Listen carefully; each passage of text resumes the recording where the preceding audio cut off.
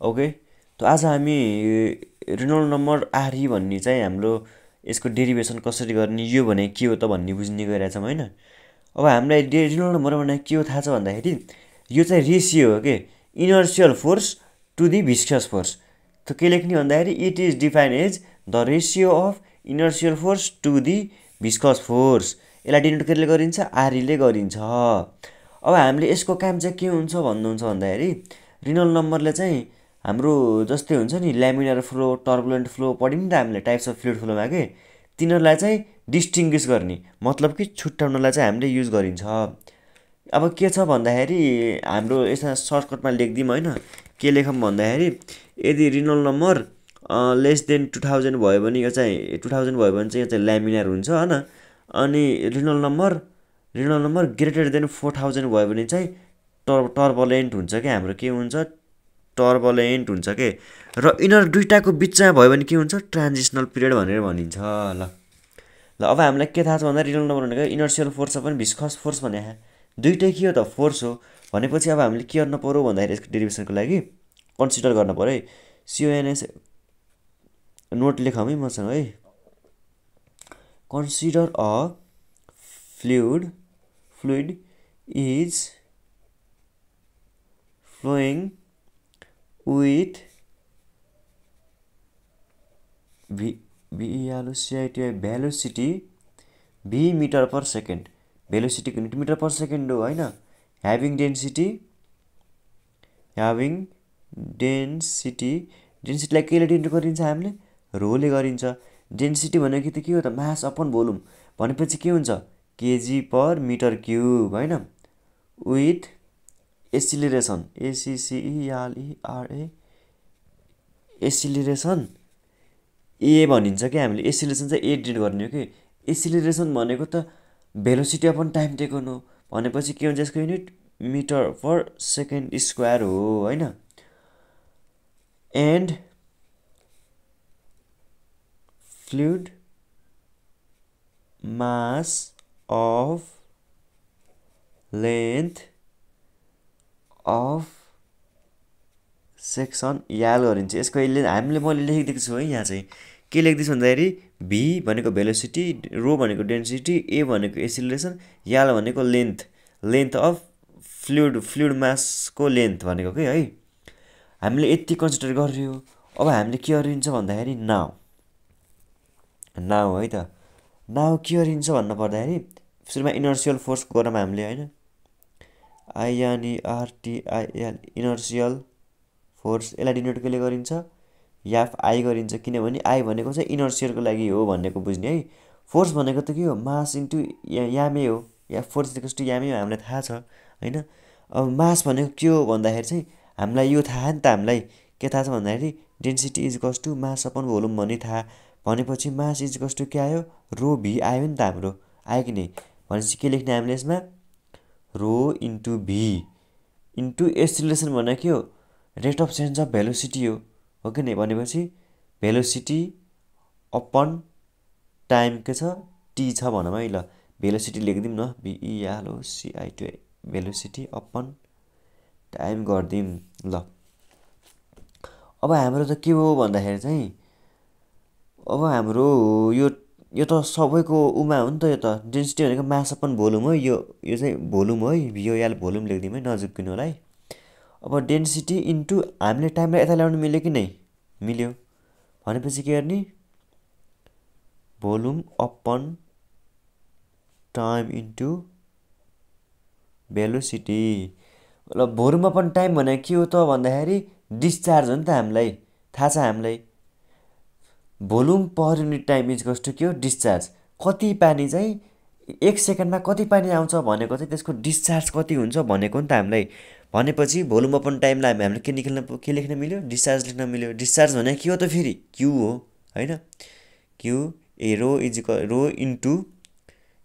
Into भेलोसिटीलाई अब भी भनौँ है। ल अब डिस्चार्ज भनेको त के हो भन्दाखेरि कन्टिन्युटी इक्वेसनले के भन्छ Q is equals to A into V, area into velocity गऱ्यो भने हाम्रो डिस्चार्ज आउने हो भनेपछि rho into area into velocity भनेको के आयो हाम्रो फाइनलमा याफ आई भनेको भन्नुहुन्छ भन्दा रो ए भी स्क्वायर आयो। यसलाई हामीले इक्वेसन 1 लेट गरिदिउँ है त। ल मैले सबै क्लियर बनाएर गएको छु है, राम्रोसँग ध्यान दिनु होला।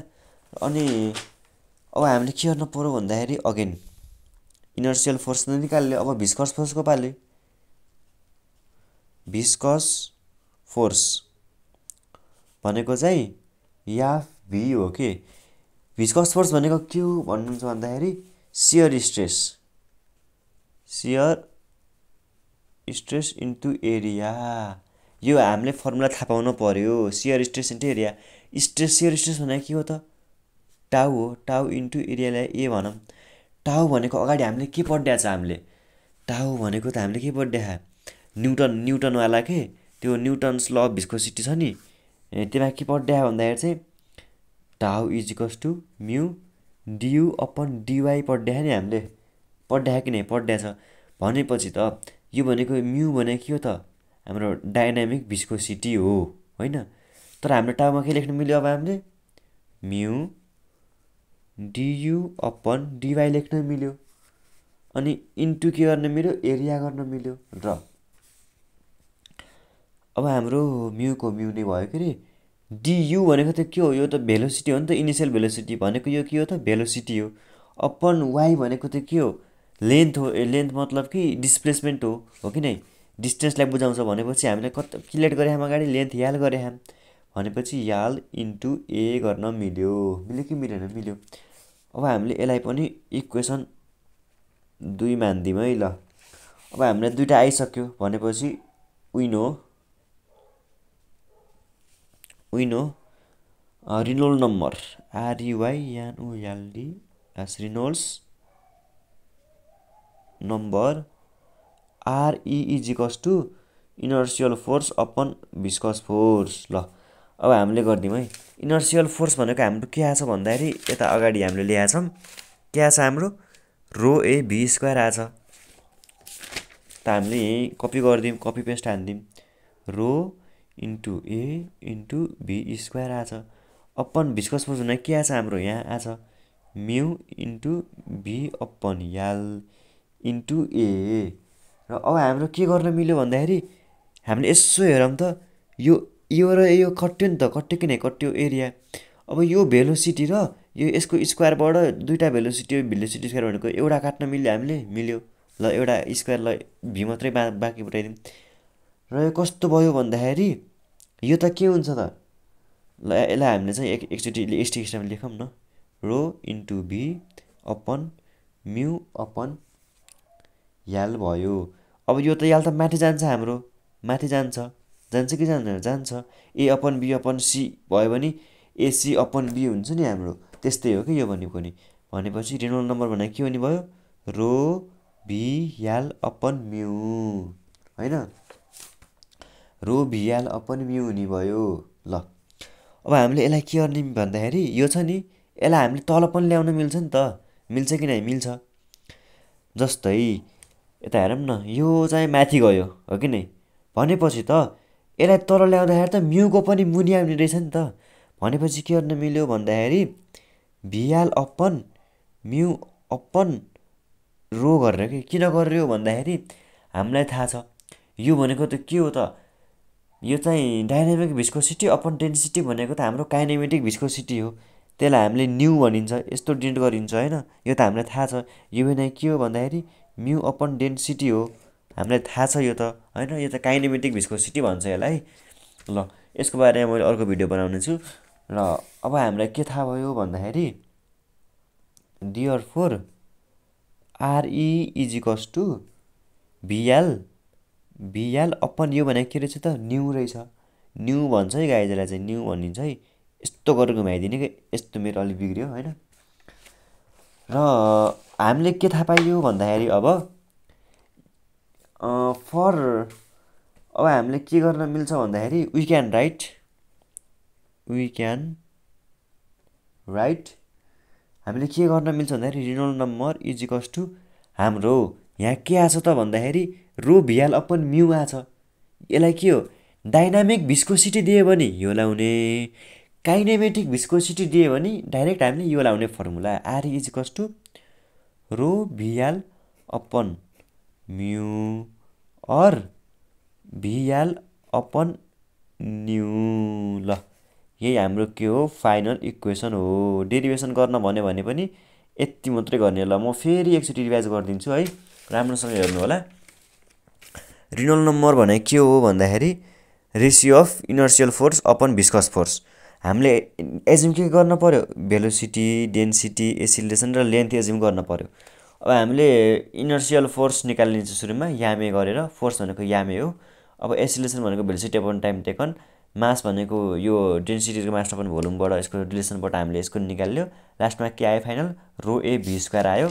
र अब हाम्रो भिस्कस फोर्स पनि निकाल्न पर्यो, सियर स्ट्रेस इन्टु एरिया हो यो भनेको चाहिँ। टाउ भनेको चाहिँ म्यू डियु अपन डिवाई हुन्छ। हामीले अगाडि यो चाहिँ डाइनामिक भिस्कोसिटीबाट ल्याएको न्युटन्स फर्मुला पनि भनिन्छ यसलाई। र अब के भयो भन्दाखेरि यो सल्भ गर्दाखेरि यो चाहिँ यति आयो होइन। अब रिनोल्ड नम्बर भनेको inertial force upon viscous force हो भनेपछि अगाडिको भ्यालु र यो चाहिँ भ्यालु हामीले राखेर चाहिँ कट्टाकुट्टा गर्ने गर्यो, म्याथमेटिकल हो यो, तपाईँले बुझ्नुहुन्छ होइन। अब यो हाम्रो याल छ नि, यहाँ बुझ्नुपर्छ है त, याललाई चाहिँ हामीले माथि लग्यो होइन, माथि लग्यो। अब यसलाई चाहिँ तल ल्याइयो हामीले एकचोटि यसलाई यत्तिकै लेख्यो, एकचोटि यसलाई तल ल्याएर न्यूको टर्ममा लेख्यो। ल फाइनल इक्वेसन के आयो भन्दाखेरि Reynold number equals to rho V L upon mu or V L upon nu. ल ओके गाइज, थ्याङ्क यू। यसको चाहिँ मैले पिडिएफ चाहिँ म फोटो चाहिँ मैले हालिदिनेछु तल लिङ्क डिस्क्रिप्सनमा। Okay by.